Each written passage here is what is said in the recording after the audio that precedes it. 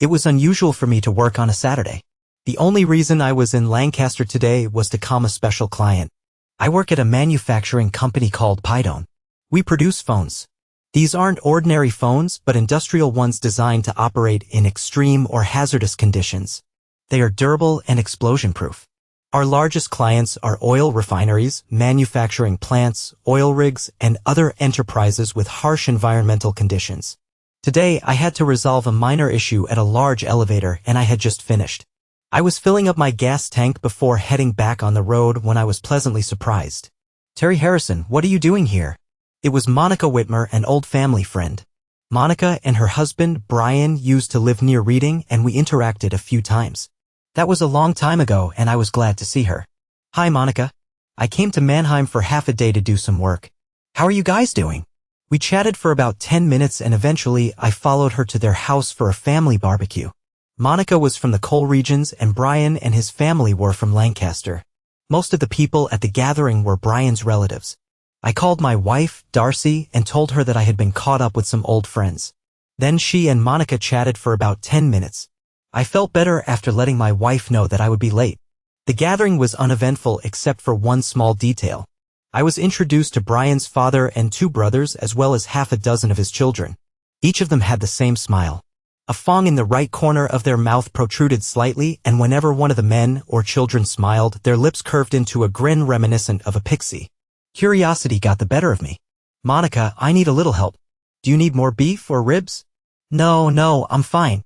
I was just thinking about the unique smile that all the kids as well as Brian and his brothers have." "Oh, you noticed?" "It's hard not to, especially when you see a whole bunch of them together. It's a genetic trait. Brian, his brothers, and their father have this funny little front tooth. They pass it on to their kids, and their kids will pass it on to theirs. It's pretty cute, isn't it?" I smiled and let her return to her duties as hostess. On the way back to Reading, I had plenty of time to think. Darcy and I had been married for 20 years. I met her in college, and we seemed to hit it off. A few years later, I started working at Pidone and have been with them for nearly 19 years. We have 2 18-year-old twin sons, Ron and Rob, who were starting at the University of Pennsylvania in the fall, and a charming little daughter, Jenny, who just turned 14. We expected the boys to get student loans and grants to cover their college expenses, and we hoped Jenny would do the same. Darcy and I had a good life, a cozy home, and 2 nice cars. In 2 years, I would be eligible to participate in the company's pension plan, and we would have a solid retirement account. Over the years, the company had offered me relocation opportunities several times, but Darcy was adamantly against it. Otherwise, we got along well. Our sex life was good, if not thrilling, and there seemed to be no issues in our marriage or relationship. Darcy prepared a light dinner because she knew that after the barbecue, I probably wouldn't be able to eat much. She asked how everyone was doing and expressed regret that she hadn't been there. Jenny sat across the table eating silently. The boys were out somewhere, doing what boys their age usually do. Everything was fine until Jenny looked up and smiled. Her right lip curled, revealing a protruding tooth, and she suddenly resembled a little pixie. My appetite vanished completely, and I excused myself from the table. I had no doubt that Jenny was Brian's daughter. Around the time Darcy became pregnant with Jenny, our sex life and relationship in general started to cool down. Darcy never refused me sex, but the spark and passion were missing. I thought it was natural and didn't dwell on it too much. I got used to mediocre lovemaking and expected that it would be like this for the rest of our lives. I wanted more and would have enjoyed it more, but I didn't want to be picky about it. Now everything became clear on a different level. From her frequent trips to Lancaster over the past 15 years, I could conclude that their affair was ongoing. I'm not prone to confrontation, but I felt I needed to talk to Darcy about it and hoped I could do so civilly. Hundreds of other questions began swirling in my head, and by bedtime I felt completely drained. I told Darcy that I wasn't feeling well because of the greasy food and slept on the couch that night. The entire next day I spent in the garage working on unnecessary projects that I had been putting off for too long. I was trying to kill time and think. The possibilities were endless. I knew I had to take some action, and it had to bring me some sense of satisfaction. I wasn't inclined towards revenge, but I wanted to minimize any chance that my actions would somehow benefit Darcy and her lover. My first priority was to take care of the boys. Even though Jenny wasn't mine, I still loved her and didn't want to hurt her. Although I didn't want to hurt Darcy either, I also wanted to make sure that I wouldn't end up supporting her and Brian for the rest of my life. I was certain that I didn't want to spend more time with Darcy than absolutely necessary. Her reaction during the confrontation would likely determine what I would do in the coming days. I decided that it would be best to have the conversation after Sunday dinner. Darcy was an excellent cook, and that evening's dinner was, as usual, superb. Ron and Rob excused themselves before dessert and went to visit friends. Jenny finished her dessert, and when she went to the living room, Darcy and I were left alone to drink coffee. "Something's been bothering you all day, Terry. Do you want to tell me what it is?" I guess my thoughts were too obvious. "I'm just wondering how long we're going to wait before we tell Jenny who her real father is." There was a long pause from the other end of the table, followed by a deep sigh. "It's surprising how long it took you to figure that out."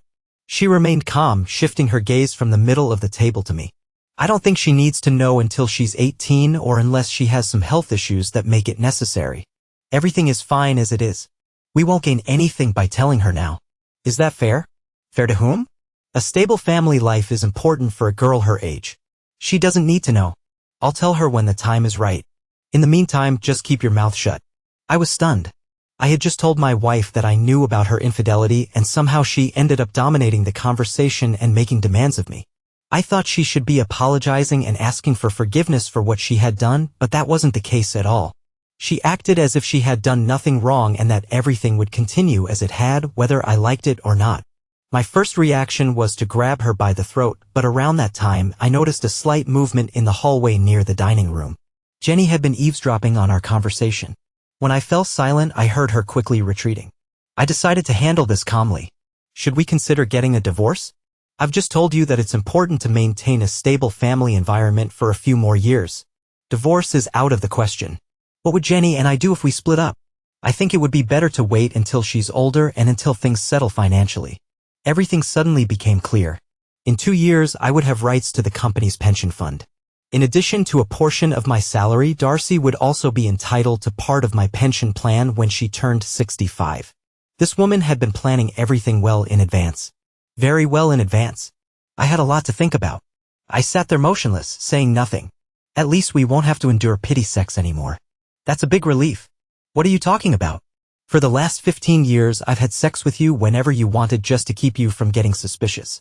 This went on much longer than I thought it would because you were damn slow to catch on. At least now it's all over.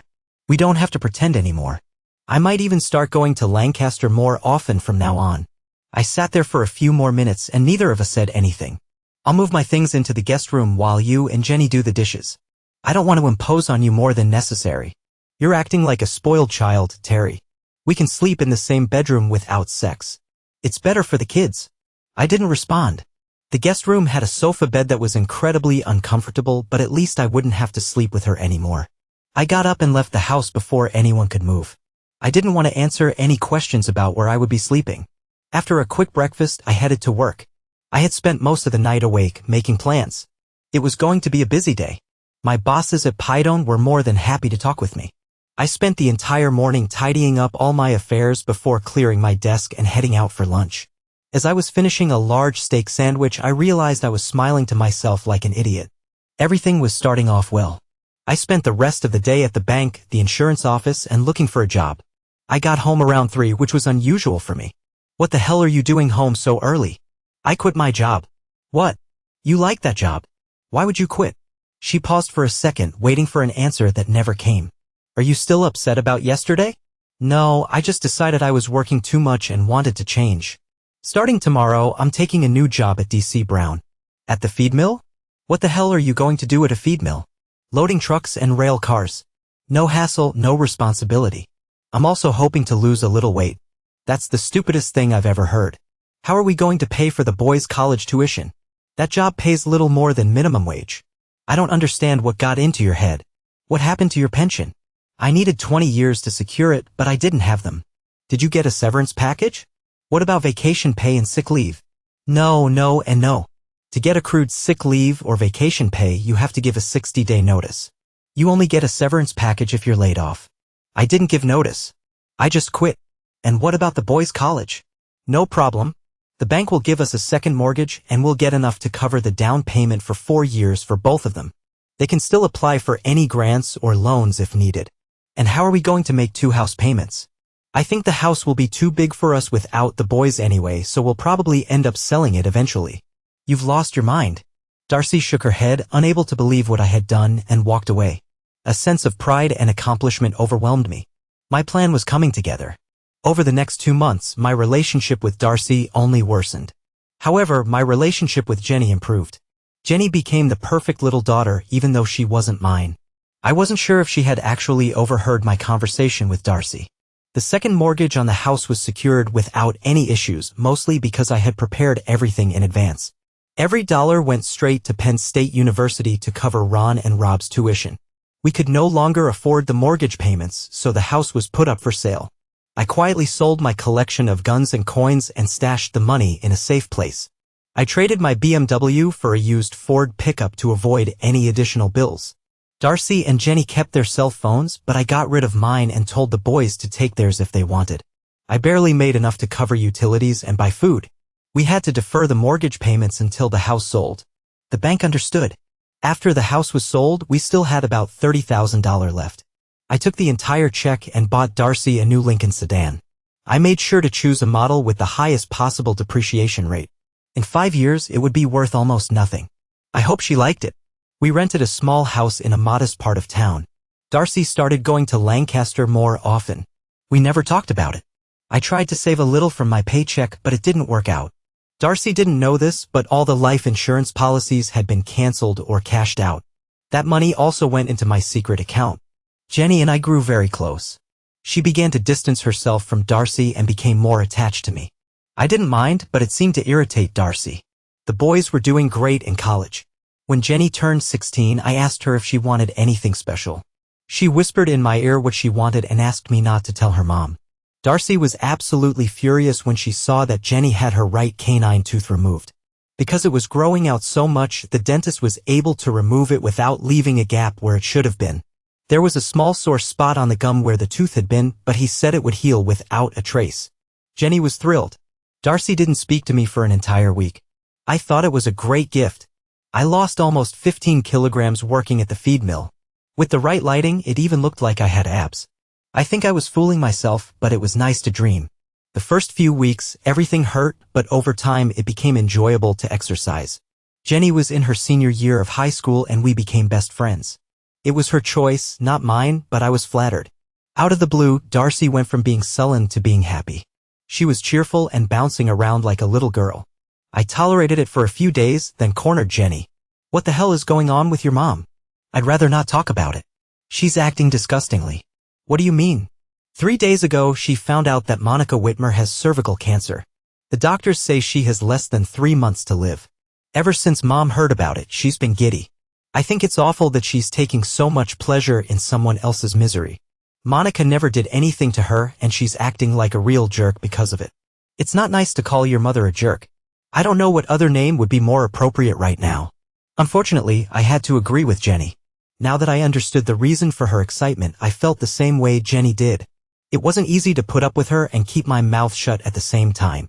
I worked a lot of overtime and spent a lot of time away from home. Sometimes Jenny would come with me and we'd wander around the mall for hours. We didn't want to go home. 3 weeks later, I was served with divorce papers. Since Jenny was about to turn 18 before the divorce was finalized, there was no issue of child custody. We no longer had a house and there was no money in the bank. Darcy didn't ask for alimony or support. It was a straightforward divorce on the grounds of incompatibility. I signed all the papers as they were and quit my job at the feed mill. I stopped by the Pidone office and then quickly visited the bank before heading home. Darcy wasn't there.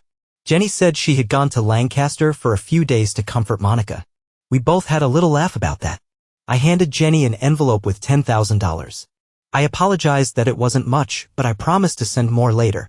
I explained that I had to leave and that she would be fine with her mother. She was unhappy, but she still helped me pack my things. Darcy could take care of whatever needed to be done around the house after I left. I had no idea what Jenny's plans were after finishing school. Jenny offered to tell the twins about our separation, but said she couldn't be impartial. 6 weeks after I left, Monica Whitmer passed away. My friend Tom Kalita lived in a 2-story modular home in Ocala National Forest near Silver Springs, Florida. Actually, he lived in Moss Bluff, but no one had ever heard of it. He retired from the Air Force and spent most of his time fishing and going to yard sales with his wife, Wanda. Tom had been urging me to visit for years. It was nice to have a place to go. I had always admired those fishing shows on TV where they catch monster fish with ridiculous lures. Tom spent the next few weeks proving that it was real. He taught me how to cast a popper over the tops of lily pads. It was thrilling to watch giant mouths explode out of the water after those pesky uninvited guests. For the first few months, it was fun, but then it started to get old. I didn't hear anything from home, mainly because no one knew where I was. I was counting the days until the divorce was final. Tom and Wanda knew what was going on and were very supportive. The day after the divorce was set to be finalized, Tom and Wanda were going to take me to Orlando International Airport. I had packed lightly, so it wasn't hard to get my things together. I left the Ford pickup with Tom as a thank you for putting up with me, and then things took a strange turn. We had barely pulled out of the driveway when a black SUV approached us. Tom had no idea who they were. Clyde Green introduced himself and his partner, Dave Fielding, as FBI agents. "We're looking for Terry Harrison. Can you help us?" Agent Green, apparently the senior of the two, asked. I didn't say anything, just slightly raised my hand. "Mr. Harrison, we need a few minutes of your time. Can you help us?" "Sure, no problem." Tom and Wanda smiled slightly at the group and went back inside the modular home. We all sat down at the picnic table on the patio in front of the house. Clyde placed a small recorder and a notebook on the table. "Tell us about your trip to Lisbon, Mr. Harrison." "Nothing special. I'm transitioning to a new job in Lisbon." "Why now?" "I assume you probably know that my divorce was finalized yesterday. I postponed the move until the divorce was official." "Is that a problem?" "No, not at all. We're just trying to clarify a few things. Let's cut the nonsense. What the hell are you doing here? And what the hell do you want?" "I've got a plane to catch and I don't want to play cat and mouse." "Get to the point, damn it." Green and Fielding exchanged glances and shrugged. Green closed his notebook. "Brian Whitmer was killed yesterday afternoon in a car bomb explosion. Given the circumstances surrounding your divorce, we felt it was important to speak with you." "Wow, just in time. Well, I suppose you know that I've been here for 3 months and Tom can confirm that. I have absolutely no knowledge of explosives, and to be honest, I really had no reason to wish Brian dead. From my perspective, he did me a favor. I wanted to get rid of her and couldn't wait for it to be over. I'm not at all upset about his affair with my wife. I'm a little annoyed that I spent 16 years raising his child, but not enough to kill him. However, the timing is quite interesting. We know who planted the explosives and we know it wasn't you. What we specifically need to find out is whether you paid for it to be done and if you know the person who did it. Tell me who you think did it and I'll tell you if I know him. Do you know someone named Tony Donato from Westchester?" "I don't know anyone by that name. In fact, I don't know anyone from Westchester at all." "Has your department checked phone records?" "How do you know it was him?" "We couldn't find any records of calls to Mr. Donato from anywhere in Florida over the past month. The method used to plant the bomb was very crude but effective. Mr. Donato has used the same technique several times before, but we haven't been able to catch him." "What exactly are you trying to find out from me?" "I don't know anything about the explosion. I'm not acquainted with Mr. Donato and I couldn't care less whether Brian Whitmer is alive or dead. Brian Whitmer was the reason my wife left me and I'm grateful to him for that. I don't hold any grudge against him, honestly. We just didn't want to leave any stone unturned. I'm sure you understand. Will you be available if we need to speak with you again?" "Absolutely. I'll contact you once I've settled in." For hours later, I was on my way to Lisbon. The flight gave me plenty of time to think about the past few years. My relationship with Darcy had been going downhill for a long time. I was too stupid to realize she was having an affair. Worse still, I had been raising her lover's child as my own. I really did love Jenny and grew closer to her after learning she wasn't mine. Once I realized that Darcy was planning to gain some financial benefit from my work and retirement, I decided to take steps to prevent that. Pydon was more than happy to put my job on hold for a few years if I agreed to lead the new European division. The timing was perfect for both the company and me. I hadn't counted on Brian's wife dying, but Jenny was close to finishing school anyway. My new position as Vice President of Operations at Continental came with a significant pay raise, a generous benefits package, and the reinstatement of my previous pension plan. I had some savings that I had quietly set aside, and all my affairs were in order. I felt guilty for not doing more for Jenny, but I could make up for that later. Ron and Rob were finishing up at Penn State, and they were doing well. I was a bit behind Darcy and Jenny in terms of status, but I hoped to catch up once I got settled. The interview with the federal agents went faster and easier than I expected. I thought it was unusual, but I didn't dwell on it. I more or less shelled it with a silent expression of relief, although it made me wonder what had actually happened. Settling into my new home turned out to be much easier than I thought. Now I had subordinates and they had largely taken care of everything before my arrival. The house, or rather the villa they had chosen for me, was stunning. It stood on a hillside, offering a beautiful view of the harbor. I attended language courses twice a week and I had enough time for private lessons. So to speak, life was good. For one reason or another, I wasn't in touch with Jenny or Darcy. In fact, no one except the company and the twins knew where I was. Ron was studying in graduate school at the University of Texas and Rob was now a second lieutenant in the Army thanks to ROTC. They said Darcy was at the graduation party, but no one discussed living apart or divorce. They readily agreed not to inform her of my whereabouts. They didn't know where she lived or what she was doing and they avoided asking. Jenny told them everything that led to the divorce and apparently didn't sugarcoat it. It seemed they were a bit upset with their mother. I was proud of all three of my children. A year passed and everything was going well. In early April, I received an invitation to Jenny's wedding. Unfortunately, I received it about 2 weeks after the ceremony date. In a small note inside, she expressed her wish for me to accept it if I received the invitation on time. I felt sorry that I wasn't there with her. It took my assistant about 2 hours to find out the current address and phone number of Frank and Jenny Connie in King of Prussia. Hi Jenny, it's Dad. Dad, you got my invitation. I've missed you so much. Hey, slow down. It's all good. I'm just sorry I didn't find out about the wedding until it was too late. I'm really upset that I missed it. It was wonderful. And even though you weren't there, everything went perfectly. I really wanted you to walk me down the aisle. Frank is a great guy, Dad. You'll like him. He just got his degree in electrical engineering and hopefully he'll start his new job in a couple of months. Jenny was chatting nonstop. She seemed as excited about talking to me as she was about the wedding. I was happy for her. I didn't get you anything. What do you need or want? I need to see you and introduce you to Frank. Can you come visit me? Not right now, but why don't you and Frank come visit me? I've got a beautiful place and plenty of rooms. I can arrange the tickets if you guys can figure out the timing. Okay. That sounds tempting. Can I call you back tomorrow? Give me your number. I love you, Dad, and I miss you. I can't wait to see you. I'll make it work. Don't worry. Jenny's new husband had everything a father could hope for. He was handsome, hardworking, and ambitious. I liked him and I felt confident he would take good care of my daughter. Although I knew Jenny wasn't biologically mine, I loved her as if she were my own daughter. Jenny was eager to tell me about her mother. After Brian's death, Darcy felt alienated from his family. They seemed to believe that she was somehow responsible for what happened to Brian. There were also rumors about her affair with Brian behind Monica's back, which made her an unwelcome guest in the family. Without Brian, Darcy had no means to support herself. She was now working at a diner on the turnpike and living in a trailer near Lancaster.